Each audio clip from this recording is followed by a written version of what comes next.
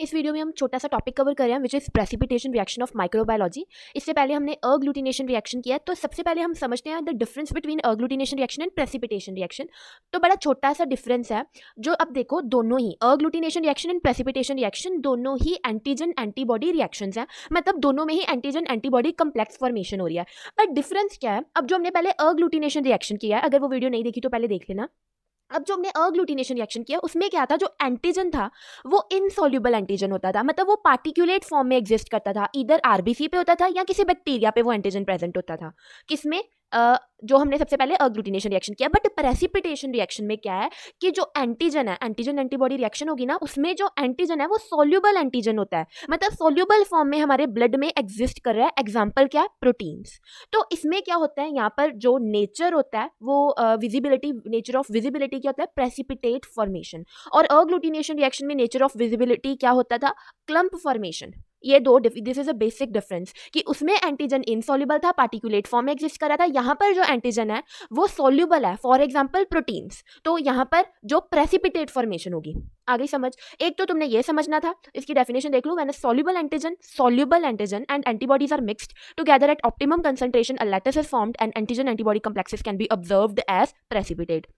तो जब वो सॉल्युबल एंटीजन एंटीबॉडी के साथ बाइंड करेगा, एंटीजन एंटीबॉडी कम्प्लेक्स फॉर्मेशन हो जाएगी। वो हमें किस फॉर्म में दिखेगी? वो कम्प्लेक्स फॉर्मेशन प्रेसिपिटेट की फॉर्म में। तो हम उसको कहेंगे that is a precipitation reaction. एक तुमने एक और टर्म याद रखनी है, that is flocculation reaction. So there is a difference between floccules and precipitate. इस फिगर में समझो, जो प्रेसिपिटेट्स होते हैं ना, वो नीचे जो ट्यूब होगी, जो वायल होगी, उस पिक के सरफेस पे नीचे आ जाते हैं। बट जो फ्लोक्यूल्स होते हैं ना, they remain suspended in the medium.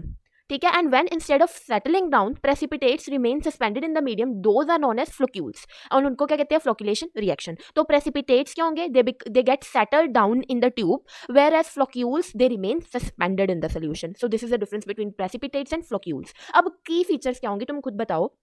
की फीचर्स क्या होंगे प्रेसिपिटेशन रिएक्शन में? पहला फीचर क्या है कि यहाँ पर हम सॉल्युबल एंटीजन यूज कर रहे हैं, तो पहला क्या आ गया feature? Soluble antigen is being used. फिर ऑप्टिमल एंटी, अब यहाँ पर ना तुम्हें दो चीजें याद रखनी है। पहला क्या है? जोन ऑफ इक्विवेलेंस कंसेप्ट, और दूसरा प्रोजोन इफेक्ट। ये दो चीजें की फीचर्स हैं प्रेसिपिटेशन रिएक्शन की। जोन ऑफ इक्विवेलेंस कंसेप्ट का क्या मतलब है कि यहाँ पर जो एंटीजन एंटीबॉडी रेशो होती है, जब वो इक्वल होते हैं, मतलब उस सैंपल में equal amount of antigens and equal amount of antibodies है, तो तब क्या होगा? मैक्सिमम प्रेसिपिटेट फॉर्मेशन होगी। जब दोनों की क्वांटिटी इक्वल होगी तब मैक्सिमम प्रेसिपिटेट फॉर्मेशन होगी। तो जो प्रेसिपिटेशन रिएक्शन होती है ये कंसेप्ट यूज करती है, जोन ऑफ इक्विवेलेंस कंसेप्ट वो यूज करती है, ये फॉलो करती है। समझ आ गया?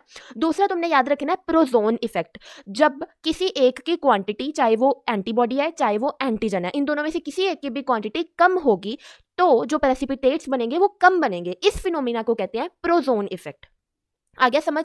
Zone of equivalence concept and prozone effect, ये तुमने दो याद रखने हैं इनकी फीचर्स ऑफ प्रेसिपिटेशन रिएक्शन। दूसरा विजिबल प्रेसिपिटेट फॉर्मेशन। तो पहला फीचर तुम्हें ऐसे याद हो गया, पहला फीचर क्या होगा कि सॉल्युबल एंटीजन यूज होता है। दूसरा क्या है कि विजिबल प्रेसिपिटेट फॉर्मेशन होती है। दो मैंने तुम्हें वैसे याद करा दिए, prozone effect and zone of equivalence concept. ये तुम लिख सकते हो प्रेसिपिटेशन रिएक्शन के की फीचर्स में। हमने पढ़े प्रेसिपिटेशन रिएक्शन एंड अग्लूटिनेशन रिएक्शन में डिफरेंस क्या, फिर हमने फ्लोक्यूलेशन रिएक्शन देखी, फिर की फीचर्स देखे, zone of equivalence concept and prozone effect, ये इंपॉर्टेंट है। उसके बाद एडवांटेजेस, हर जब भी कोई एडवांटेजेस पूछेगा तो उस रिएक्शन के एडवांटेजेस में हम लिख सकते हैं high specificity, high sensitivity, takes less time. तो ये तो कॉमन से जो एडवांटेजेस आई जाते हैं। And is useful for disease diagnosis. Obviously बात है, अगर ये रिएक्शन परफॉर्म कर रहे हैं तो किसी डिसीज के डायग्नोस के लिए तो कर रहे हैं। High specificity, have high sensitivity and useful for disease diagnosis, these are the advantages. Disadvantages क्या है? It requires large sample volume. अब इस कंसेप्ट को समझना, क्यों प्रेसिपिटेशन रिएक्शन में हमें लार्ज वॉल्यूम ऑफ सैंपल चाहिए होता है, क्योंकि तुम खुद देखो यहाँ पर ये फॉलो करता है जोन ऑफ इक्विवेलेंस कंसेप्ट